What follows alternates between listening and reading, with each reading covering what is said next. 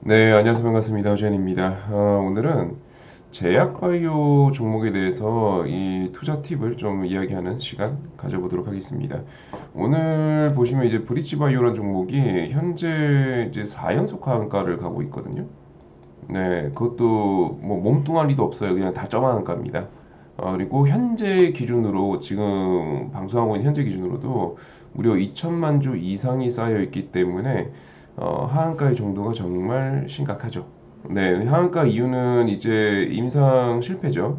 네, 뭐 정확히 말씀드리면 이제 임상 실패를 하면서 현재 4연속 하한가를 갖고 있는데 유난히 이 제약바이오 종목이 이런 기업들이 많아요. 그리고 이런 사건들이 잊을만 하면 터지거든요. 예를 들어서 얼마 전에도 비슷한 사건이 있었거든요. 네, 코아스. 어, 이때 보시면 하한가, 네, 하한가 하면서 연속적으로 이제 하한가를 기록하면서 거의 64% 정도의 급락을 했습니다.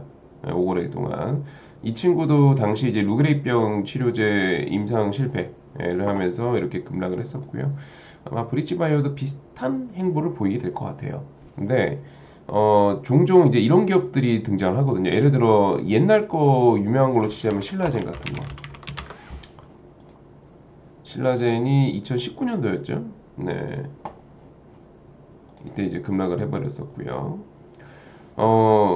이때 이제 3연속 하한가였었는데 당시에 이제 팩사백 임상 중단 공고가 뜨면서 이제 급락이 나왔었는데 이런 종목들의 특징이 뭐냐면요.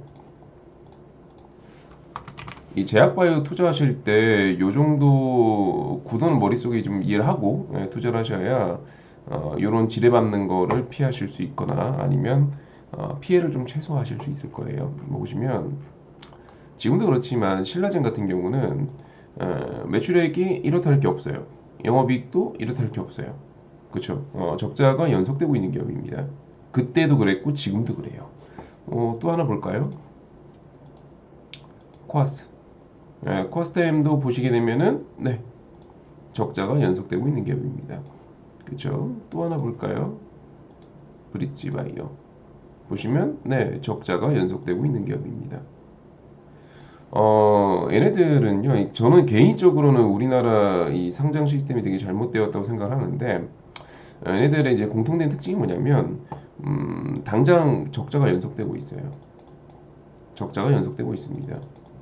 그런데도 높은 주가 아니면 현재 상장이 유지되고 있는 가장 큰 이유 중에 하나는 파이프라인, 신약 개발에 대한 어떤 기대감으로 유지되고 있는 거거든요. 특히 일부 기업들은 기술특례 상장 기업이라는 제도를 이용해서 상장이 돼요. 이게 이제 어떤 제도냐면 좋은 의미로 이야기하자면 되게 가능성이 높은 좋은 기술을 갖고 있는 회사가 있어요. 근데 얘네들이 투자금만 잘 유치받고 투자 유치받고 이 기술을 꾸준하게 개발하다 보면은 되게 훌륭한 기업으로 성장할 것 같은 거예요. 그래서 그런 기업들을 특혜를 줘갖고 상장을 시켜줘요. 즉 매출도 없고 흑자도 아니에요. 그런데 기술성만 평가하는 거예요. 이 기술이 좋은 기술인가? 이 기술 개발을 성공하게 되었을 때 대한민국을 빛낼 기업이 될 수 있는가? 이런 걸 평가하는 거예요. 그래서 상장을 시켜주면은 그런 기업들은 적자가 연속돼도 상패가 안 돼요. 이게 이제 기술 특례 상장 기업인데 이 제도가 도입된 시기가 하필 뭐 이 한미약품이 기술 수출 대박을 일으켜서 대한민국에서 제약바이 열풍이 불 때였어요. 네, 그때였었고 그러다 보니까 이때 기술 특례 상장을 이용해서 이 제도를 이용해서 상장한 기업들이 이후에 거의 대부분이 제약바이오 기업이에요.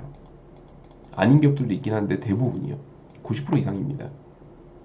그래서 다 신약 개발하는 기업들 또는 제약바이오 관련해서 어떤 기술 개발하고 있는 기업들이 이 제도를 이용해서 상장이 됩니다. 자, 그러면 말씀드렸다시피 이런 기업들의 특징이 뭐냐면 신약이 전부예요. 개발하고 있는 신약. 파이프라인 뭐 한 개 갖고 있는 기업도 있고 두세 개 갖고 있는 기업도 있고 그 이상 갖고 있는 기업들도 있어요. 근데 얘네들이 오로지 이것 때문에 평가를 받고 이것 때문에 상장이 됐어요. 근데 이게 실패하면 어떻게 되겠습니까? 나가리죠. 한국에는요, 그 상장된 이 제약바이오 섹터의 기업들 중에서 크게 두 부류가 있다고 생각하시면 돼요. 예를 들어서 한미약품. 우리가 알고 있는 전통의 제약사죠. 근데 보시다시피 신약 개발 파이프라인은 아마 우리나라에서 제일 많을 거예요. 개발하고 있는 파이프라인이 우리나라에 제일 많을 거예요. 개발하고 있는 신약이 그렇게 많은데 불구하고 매출도 나와요. 영업이익도 나와요. 이 안정적인 매출과 안정적인 영업이익을 바탕으로 다시 1년에 20, 30% 정도를 떼갖고 또 R&D에 투자를 하고 신약 개발하고 이걸 계속 반복하고 있는 기업이에요. 그게 한미약품. 네. 다시 이제 우리 뭐 대웅제약 볼까요? 얘도 비슷하죠. 네, 뭐 성장성이나 뭐 이런 것들 파이프라인 당연히 다르죠. 다른데 다른 기업이니까 비슷하죠. 그렇죠? 아니면 렉나자로 얼마 전에 대박을 일으켰던 유한양이. 네, 구도는 비슷합니다. 그렇죠? 제가 뭘 말하고 싶은 거냐면 첫 번째로 우리나라의 전통의 제약사들이 있어요. 대웅제약, 뭐 유한양행, 뭐 한미약품, 우리나라에서 오래된 제약사들이잖아요.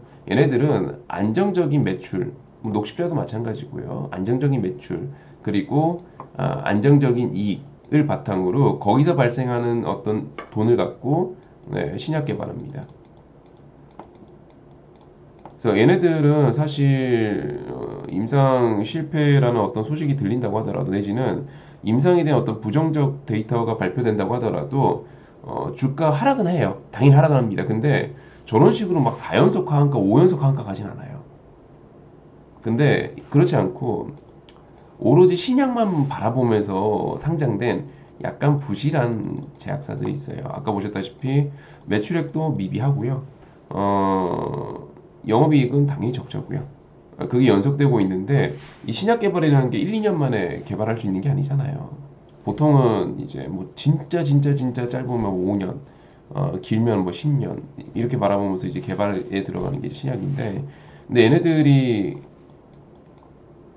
성공하면 대박이죠. 근데 실패하는 경우가 있어요. 그러면 이때는 진짜 요단강입니다. 크게 이 두 부류가 있다는 걸 꼭 알고 투자하셔야 돼요.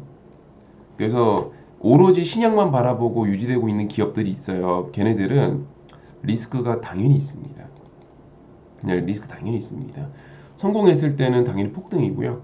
실패했을 때는 아까 보시다시피 뭐 3연속 하한가, 4연속 하한가, 5연속 하한가 이럽니다. 반토막 수준이 아니에요. 네, 9,000원짜리 주식이 하루아침에 2,000원이 됩니다. 팔기에도 안 줘요. 수천만 주가 매일 쌓여 있어요.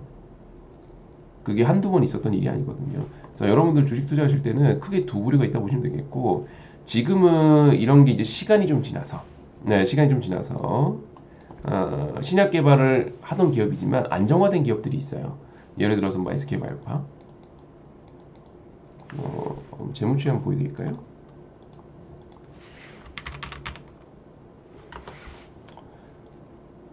자, 보시면 SK바이오팜.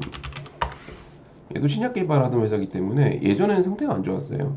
예전에는. 근데 지금은 네, 이미 우리나라 1호 FDA 신약 기업으로서 현재 개발하고 미국에서 판매하고 있는 이 매출이 안정적으로 기여하기 시작하면서 현재는 네, 매출이나 순이익이 꾸준하게 성장하고 있고 매년 사상 최대 매출, 사상 최대 영업이익이 예상되는 기업이죠.